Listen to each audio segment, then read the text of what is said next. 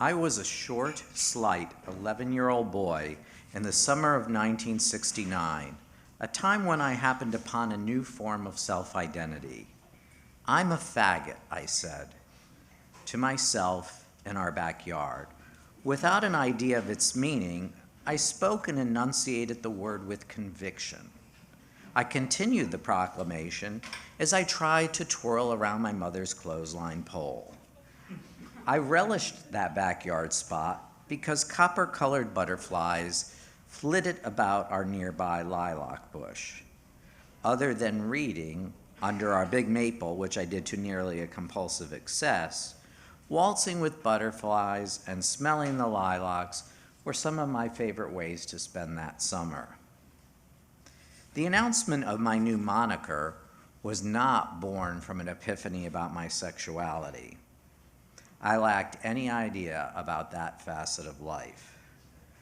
Understanding sex at that point would have required knowledgeable siblings or parents eager to launch into the topic. I'd repeat to myself, I'm a faggot, because other boys in our neighborhood, older, cocky, athletic chaps transitioning to young men with muscles, had attached that identifier to me. When this name-calling started, I didn't mind. I knew that I was different from these boys, in obvious ways and in ones yet undiscovered. Certain comforting truths existed on my stage of naivete. I figured that faggot was a description that fit some boys. The world was all loving, and much like the reliability of the butterflies outside, movie music was always playing in my bedroom. I was obsessed with a recording featuring my favorite performer, the soundtrack to the Julie Andrews film Star. Owing to the movie's abysmal box office results, the album was nearly impossible to find. I unearthed mine in a clearance bin at Woolworth's and handily paid the 25-cent cost. A fan to the core, I adored everything Julie sang. Gertrude Lawrence and her friendship with Noel Coward, the story around which the film was wrapped, were unknowns to me. Before dinner, I lip-synced to the tunes and watched my performance in my dresser mirror. Mom, in the kitchen, had no idea that in my mind's eye, I had become Ella Shields, the entertainer of early 1900s British music halls, portrayed singing Burlington Birdie from Bow. The jacket-back's photo showed Andrews spinning an umbrella for this number. I substituted a bamboo cane I had won at the previous summer's fair.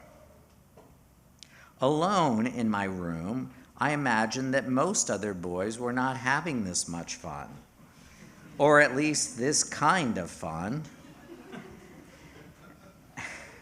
And while it seemed that no one wanted to be my friend at that point, I didn't mind too much.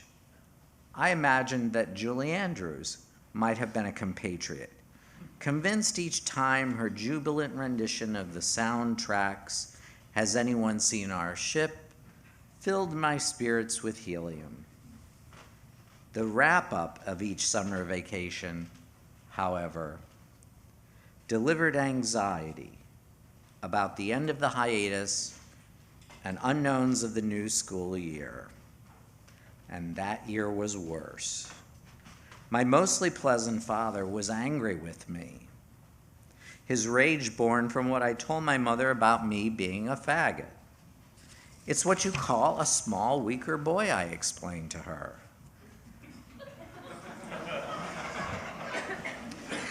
My brawny father, an athlete since college, saw things differently. He said to me while spitting from both anger and the word he emphasized, that I was sissified.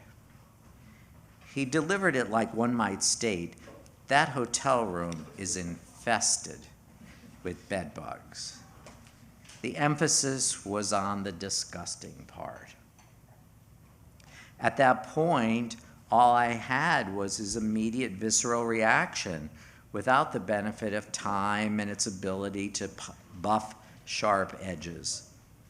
I figured that some people thought that faggots were terrible, even repulsive, but I hadn't begun to understand why.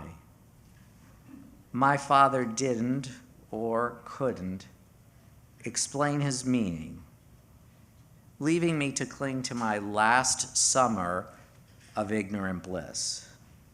And that remaining week with Julie Andrews, books, flowers, and butterflies.